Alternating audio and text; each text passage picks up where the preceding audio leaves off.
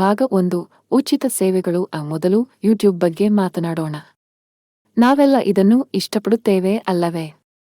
ಇದು ಜ್ಞಾನ, ಮನರಂಜನೆ ಮತ್ತು ಶಿಕ್ಷಣದ ಒಂದು ಉಚಿತ ಪ್ಲಾಟ್ಫಾರ್ಮ್.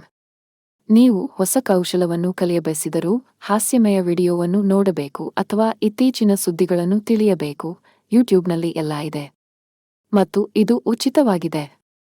ಸಂಸ್ಥೆಯವರು ಕಠಿಣ ಪರಿಶ್ರಮವನ್ನು ಇಡುತ್ತಾರೆ ಮತ್ತು ನಾವು ಅದರಿಂದ ಲಾಭ ಪಡೆಯುತ್ತೇವೆ, 1 ರೂಪಾಯಿಯೂ ನೀಡದೆ.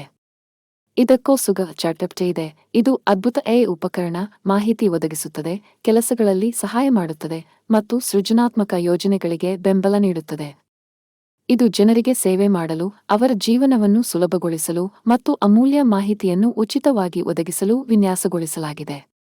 ಇದು ತಂತ್ರಜ್ಞಾನವನ್ನು ಉತ್ತಮ ಉದ್ದೇಶಕ್ಕಾಗಿ ಬಳಸುವುದಕ್ಕೆ ಒಂದು ಉತ್ತಮ ಉದಾಹರಣೆ. ಭಾಗ 2 ಭಾರತೀಯ ರಾಜಕಾರಣದ ವ್ಯತ್ಯಾಸ. ಈಗ ಭಾರತೀಯ ರಾಜಕಾರಣದ ಪರಿಸ್ಥಿತಿಯನ್ನು ನೋಡೋಣ. ದುರಾದೃಷ್ಟವಶಾತ್ ವಾಸ್ತವದಲ್ಲಿ ಇದು ಬಹಳ ವಿಭಿನ್ನವಾಗಿದೆ. ಪ್ರತಿಯೊಂದು ಸರ್ಕಾರಿ ಇಲಾಖೆ ಕೂಡ ಸೇವೆಗಳಿಗಾಗಿ ಹೆಚ್ಚುವರಿ ಹಣವನ್ನು ಅಗತ್ಯವಿರುತ್ತದೆ. ಏನೂ ಉಚಿತವಿಲ್ಲ. ಸರಳ ದಾಖಲೆ ಪಡೆಯುವುದಕ್ಕೂ ಅಥವಾ ಮೂಲಭೂತ ಸೇವೆಗಳಿಗೆ ಪ್ರವೇಶ ಪಡೆಯುವುದಕ್ಕೂ ಯಾವಾಗಲೂ ಹೆಚ್ಚುವರಿ ವೆಚ್ಚಗಳು ಇವೆ. ಇದು ಕೇವಲ ಅನಾನುಕೂಲಕರವಾಗಿರುವುದಲ್ಲ, ಇದು ಆಳವಾದ ಸಮಸ್ಯೆಗಳ ಸಂಕೇತವಾಗಿದೆ.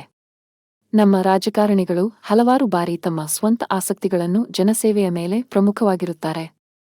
ಭ್ರಷ್ಟಾಚಾರ ಮತ್ತು ಹಣ ಕಮಾಯಿಸುವ ತಂತ್ರಗಳು ವ್ಯಾಪಕವಾಗಿವೆ ಮತ್ತು ಇದರಿಂದ ಜನರು ತಮ್ಮ ನಾಯಕರ ಮೇಲೆ ಹೊಂದಿರುವ ನಂಬಿಕೆಯನ್ನು ಕುಂದಿಸುತ್ತದೆ. ಸಾರ್ವಜನಿಕ ಸೇವೆ ಮಾಡಲು ಬದಲು ಬಹಳಷ್ಟು ರಾಜಕಾರಣಿಗಳು ತಮ್ಮ ಸ್ವಂತ ಹಸಿವು ತಣಿಸಲು ನಿರತರಾಗಿದ್ದಾರೆ. ಭಾಗ 3 ರಾಜಕಾರಣದಲ್ಲಿ ಬದಲಾವಣೆಯ ಅಗತ್ಯ. ಆದರೆ ಇದು ಹೀಗೆ ಇರಬೇಕೆಂದೂ ಇಲ್ಲ. ಯೂಟ್ಯೂಬ್ ಮತ್ತು ಚಾಟ್ಜಿಪಿಟಿ ಹಾಗೆ ಜನರಿಗೆ ಮೌಲ್ಯವನ್ನು ಒದಗಿಸಲು ಮತ್ತು ಸೇವೆ ಮಾಡಲು ಯೋಗ್ಯವಾದ ಉದ್ದೇಶಗಳನ್ನು ಹೊಂದಿರುವಂತಹ ನಮ್ಮ ರಾಜಕೀಯ ವ್ಯವಸ್ಥೆಯನ್ನು ಬೆಳೆಸಬೇಕಾಗಿದೆ. ನಮ್ಮ ರಾಜಕಾರಣಿಗಳು ನಿಜವಾಗಿಯೂ ಜನಹಿತಕ್ಕಾಗಿ ಕೆಲಸ ಮಾಡಿದರೆ ಹೇಗೆ ಇರಬಹುದು ಎಂದು ತೋರಿಸಿಕೊಡಲು ಈ ಪ್ಲಾಟ್ಫಾರ್ಮ್ಗಳು ಇರುವುದರಿಂದ ಪ್ರೇರಣೆಯನ್ನು ಪಡೆಯಬಹುದು. ನಿಜವಾದ ಬದಲಾವಣೆ ಬರಬೇಕಾದರೆ ನಮ್ಮ ನಾಯಕರು ನಿಜವಾದ ಸೇವಾ ಸಿದ್ಧಾಂತವನ್ನು ಅಳವಡಿಸಿಕೊಳ್ಳಬೇಕು. ಇದು ಸರಿಯಾದ ಉದ್ದೇಶಗಳನ್ನು ಹೊಂದಿರುವ ಬಗ್ಗೆ, ಜನರ ಅಗತ್ಯಗಳನ್ನು ಮೇಲೆ ಕೇಂದ್ರೀಕರಿಸುವ ಬಗ್ಗೆ ಮತ್ತು ಪಾರದರ್ಶಕತೆ ಮತ್ತು ಜವಾಬ್ದಾರಿಯನ್ನು ಹೊಂದಿರುವ ಬಗ್ಗೆ. ನಾವು ಸಕಾರಣವಾಗಿ ಪ್ರತಿಕ್ರಿಯಿಸುವ ರಾಜಕಾರಣಿಗಳನ್ನು ಬೆಂಬಲಿಸೋಣ ಮತ್ತು ಚುನಾಯಿಸೋಣ. ನಿರ್ಣಯ. ಹೀಗಾದರೆ ನಾವು ಏನು ಮಾಡಬಹುದು? ನಾಗರಿಕರಾಗಿ ನಾವು ನಮ್ಮ ನಾಯಕರಿಂದ ಹೆಚ್ಚು ಬೇಡಿಸೋಣ.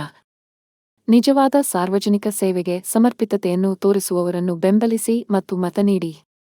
ಭ್ರಷ್ಟಾಚಾರ ವಿರುದ್ಧ ಧ್ವನಿ ಎತ್ತೋಣ ಮತ್ತು ಪಾರದರ್ಶಕತೆಯನ್ನು ಪ್ರತಿಪಾದಿಸೋಣ. ಯೂಟ್ಯೂಬ್ ಮತ್ತು ಚಾಟ್ಜಿಪಿಟಿ ರೀತಿಯ ಪ್ರೇರಣೆಯನ್ನು ಹೊಂದುವ ಮೂಲಕ ಜನರಿಗೆ ಉತ್ತಮ ಉದ್ದೇಶಗಳನ್ನು ಹೊಂದಿದ ಸೇವೆಯನ್ನು ಒದಗಿಸಲು ಸಾಧ್ಯವೆಂಬುದನ್ನು ತೋರಿಸೋಣ. ನೋಡಿದ್ದಕ್ಕಾಗಿ ಧನ್ಯವಾದಗಳು. ಈ ವಿಡಿಯೋದ ಮಾಹಿತಿಯು ಉಪಯುಕ್ತವಾಗಿತ್ತು ಅಂದರೆ ಲೈಕ್, ಶೇರ್ ಮತ್ತು ಚಾನಲ್ಗೆ ಸಬ್ಸ್ಕ್ರೈಬ್ ಮಾಡೋಣ. ನಮ್ಮ ಸಮಾಜವನ್ನು ಉತ್ತಮಗೊಳಿಸಲು ಮತ್ತು ನಮ್ಮ ನಾಯಕರನ್ನು ಹೆಚ್ಚು ಜವಾಬ್ದಾರಿಗೊಳಿಸಲು ಒಟ್ಟಾಗಿ ಕೆಲಸ ಮಾಡೋಣ. ಮುಂದಿನ ಬಾರಿ ತನಕ ಸಕಾರಾತ್ಮಕವಾಗಿರಿ ಮತ್ತು ಬದಲಾವಣೆಗೆ ಹೋರಾಡೋಣ.